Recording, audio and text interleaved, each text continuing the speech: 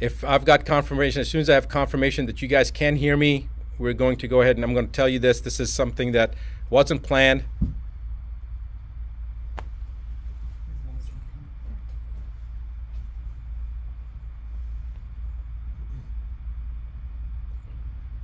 You see anybody saying that they're hearing me? They hear you on Instagram. They hear me on Instagram? Well, Instagram will, but they Yeah. again live stream. Got it? Good. Okay, perfect. So everybody can hear me. Thank you guys for tuning in. You guys got to let everybody know this message that I'm about to give you, because this is something that I just found out. It's beyond belief. This is regarding a House resolution that was initiated on May 1st of this year, like 4, 5, 6 days. Well, I don't even know what day it is right now, but it was May 1st, introduced into the U.S. Congress. It's a House Resolution 6666. That is not an exaggeration. I have no idea how this works, but this is what the actual House Resolution number is, 6666. And I'm going to read you what that House Resolution is.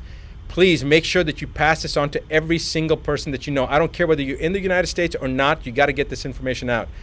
House Rule 66 or House Resolution 6666 is for COVID-19 testing, reaching, and contacting everyone act. The acronym is TRACE Act. Again, TRACE Act stands for testing, reaching, and contacting everyone. It was introduced by Bobby Rush, who is a Democrat from the state of Illinois.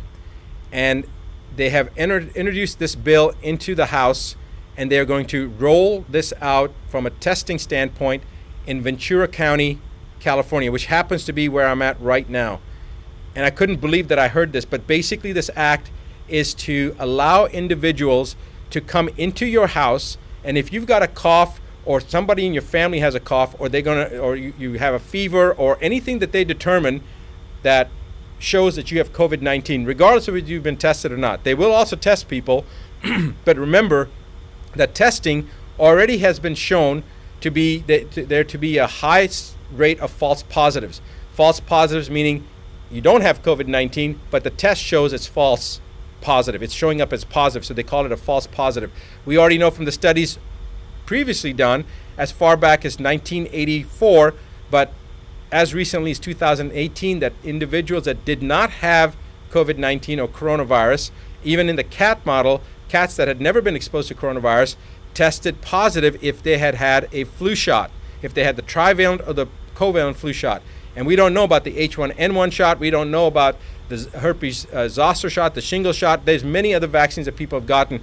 We have no idea if people are going to be testing positive, have false positives based upon those tests. So the point is that the chance of them testing someone and them being high, them being positive, is pretty doggone high, even if the person doesn't have COVID-19. But they're going to use that to pull you or your loved ones, especially your children, away under pretense of public safety. They're going to say that your child has to be removed from you because you have COVID-19, and so to protect your child, we're going to take that child. Or we're going to take your grandmother or your father or you and put you into quarantine. This is a load of rubbish, because if you're in your home isolated, who are you going to expose? All right? And if they're going to try to take you away from your family, the chances of you having infected your family, even if you did really have COVID-19, is about 99.9%. So this is a bunch of BS. They're using this as an attempt to further divide us as individuals. They divided us from our friends, from our social circles. Now they're dividing us from our own family units. This is the most ominous sign so far that we've seen. I want you to all wake up. I want you to pass this information on. I want you to tell every single person that you know what's happening. If you're not in the United States, I don't care. It's coming to your country as well. And if you're in the United States, you need to contact your representatives. Right now, if you go to askdrbuttar.com/ask, right underneath my image, you'll see that link. Go to that website. Follow the information that it's asking, enter that information in, and then you're going to be taken to a page. The first one is a petition.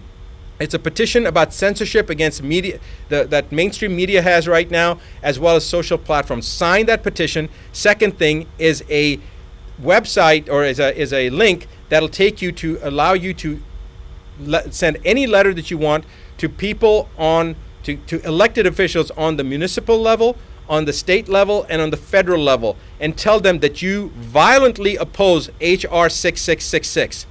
Every single person needs to do that right now. You don't have to even know your House members or your representatives or your governor or your mayor. You don't have to have any information. That link that we have, all you do is type in your name, your email address, and then click on your zip code, and it will automatically find your elected officials, and with one letter you'll get it to every single person. It's actually going to work for Australia, and it's also going to work I think Australia, UK, and Canada. I think it's coming down the pipeline. Right now, it may only be working for the US, but our plan is within the next couple of days, it will work for elected officials in Australia, in Canada, in the UK, and in the US. For right now, it's in the US. So write down that you oppose H.R. 6666, the TRACE Act, the testing, I'm so flustered right now, I can't even think, what was it? Testing, Reaching, and Contacting Everyone Act. I want to now read you a quote from a Supreme Court justice, and remember this. James Agler Fee said, "The privilege against self-incrimination, which is basically to ensure your freedom," and we're talking about the exact same thing here, to ensure your freedom, "is neither accorded to the passive resistant nor the person who is ignorant of his rights, nor to one indifferent thereto. It is a fighting clause. Its benefits can be retained only by sustained combat. It cannot be retained by attorney or solicitor. It is valid only when insisted upon by a belligerent claimant in person, the one who is persuaded by honeyed words or moral suasion to testify or produce rather than to make a last-ditch stand to ensure their own freedom, simply loses the protection. He must refuse to answer or produce, and against all odds." Now, it goes on. You guys can look up the quote yourself.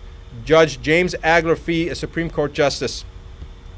I want you to remember that this is how it all begins.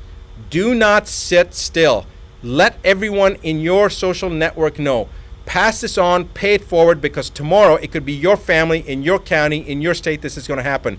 If you're in Ventura County, California right now, you need to do something today, because if you don't, tomorrow it's going to be your child or your parent or your spouse that's going to be removed. It's going to be your brother or your sister. So you need to do something right now. I will be back this coming Monday, like I am every Monday evening, New York time, 8:15 p.m. Central, 8:15 p.m. New York time, to do my regular live broadcast. So guys, join me, and I'll see you then. It is time to wake up. It certainly is.